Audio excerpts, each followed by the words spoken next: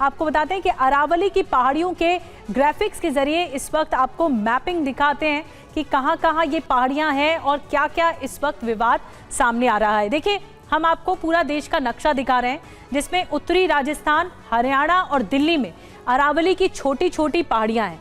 ये देख रहे हैं, या ये पहाड़ियां आप देख रहे हैं, ये छोटी छोटी पहाड़ियां हैं जिसमें गुजरात भी है।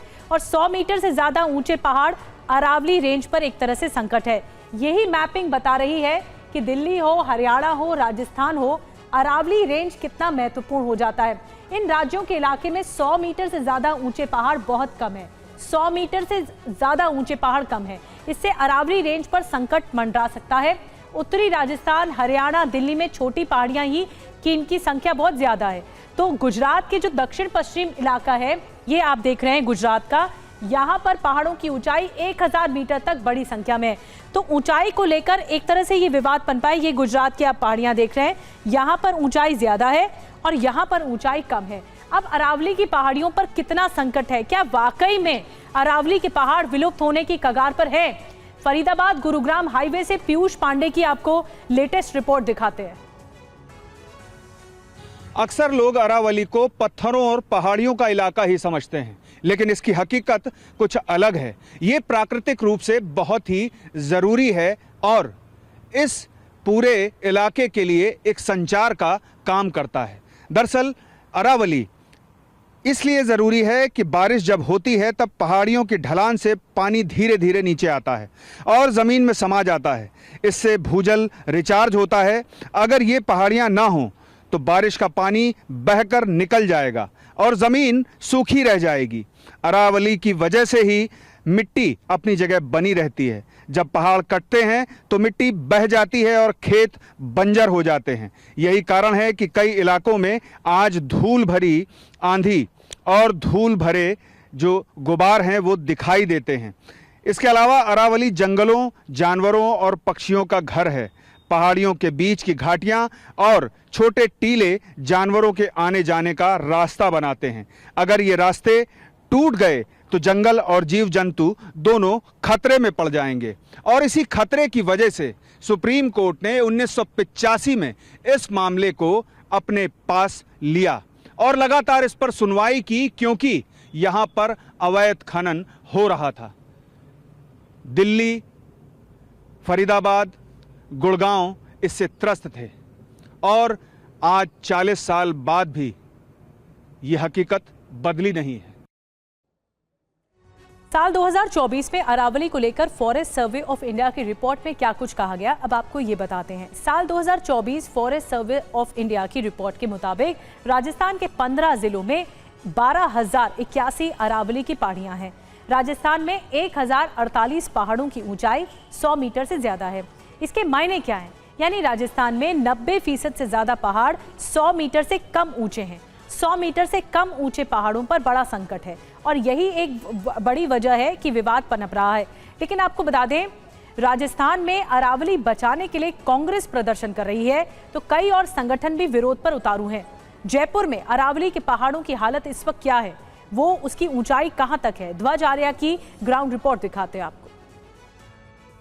यानी कि उसके नीचे की जो पहाड़ियां हैं वो अरावली की पहाड़ी नहीं मानी जाएगी। इसको लेकर सियासत गर्मा गई है। राजस्थान भर में आंदोलन किए जा रहे हैं। जयपुर में मैं आपको दिखाना चाहूँगा कि अरावली की पहाड़ी है और इसकी हालत देखिए, यानी कि ये किस तरीके से इस पहाड़ी की हालत है। कुछ समय पहले यहाँ खनन किया जा रहा था, लेकिन अगर ये अरावली की पहाड़ी नहीं मानी जाएगी, यानी कि इसकी जो हाइट है वो 100 मीटर से कम है, और अगर ये अरावली की पहाड़ी नहीं मानी जाएगी तो इस पहाड़ी को पूरी तरीके से खनन कर दिया जाएगा। यानी कि ये पहाड़ी जो आज दिखाई दे रही है पूरी तरीके से खत्म हो जाएगी। ये आंदोलन जो लगातार जारी है, राजस्थान में कांग्रेस पूरी तरीके से मुखर है और बीजेपी पूरी तरीके से बचाव करती हुई नजर आ रही है। वो ये कहती है कि जो ये व्याख्या की गई है इसमें बिल्कुल सही है और सही बात की गई है। अरावली की जो पहाड़ियां हैं वो पूरी तरीके से वही पहाड़ियां मानी जाएंगी जो 100 मीटर से ज़्यादा हैं। यानी कि ये जो व्याख्या है उसके बाद में आंदोलन जो है राजस्थान भर में हो रहे हैं। और राजस्थान की बात की जाए तो उदयपुर और सिरोही, उसके साथ साथ में जो अजमेर और राजधानी जयपुर में जो लगातार आंदोलन हो रहे हैं और कई संगठन आंदोलन कर रहे हैं। और एक ही बात कही जा रही है कि अरावली को पूरी तरीके से बचाया जाए और केंद्र सरकार जो अपना निर्णय है उसे पूरी तरीके से जो है एक बार फिर से विचार करे और ये जो निर्णय है पूरी तरीके से वापस लिया जाए। तो ध्वज की रिपोर्ट आपने देखी कि वहां पर राजस्थान में जो पहाड़ है, पर्यावरण मंत्रालय की सिफारिशें क्या क्या है ये भी आपको बता देते हैं। 100 मीटर से ऊंचे पहाड़ तो 500 मीटर का पूरा इलाका अरावली रेंज माना जाएगा। 100 मीटर से ऊंचे पहाड़, ऐसे इलाकों में खनन की मंजूरी नहीं होगी। तो अरावली को लेकर FSI की रिपोर्ट में जो सुझाव दिए गए थे उन पर भी गौर कर लीजिए। आपको बताते हैं 4:57 डिग्री ढलान वाले पहाड़ और 300 मीटर ऊंचे पहाड़ों पर खनन की इजाजत नहीं देनी चाहिए।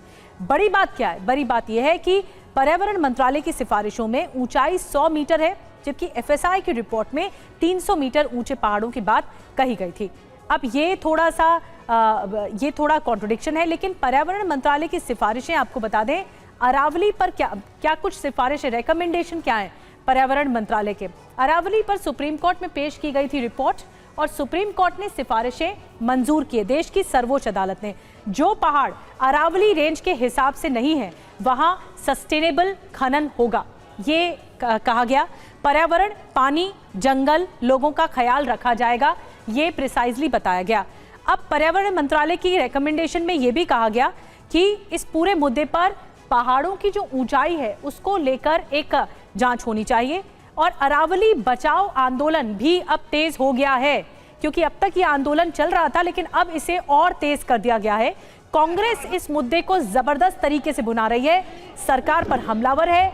जोधपुर में कांग्रेस ने बड़ा प्रदर्शन किया है, उदयपुर में भी इस आंदोलन को लेकर खास तौर पर प्रदर्शन देखने को मिला है। राजस्थान में बवाल मचा हुआ है, अलग अलग जिलों में विरोध प्रदर्शन हो रहे हैं। कांग्रेस ने सुप्रीम कोर्ट के हाल में लिए फैसले पर पुनर्विचार की मांग भी की है।